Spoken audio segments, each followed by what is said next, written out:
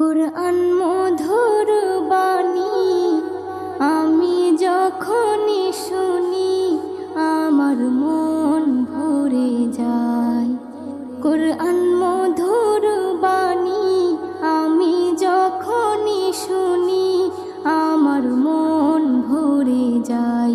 শোনো মুমিন মুসলমান, পড়ে দেখো না কুরআন, কত শান্তি পাওয়া যায়।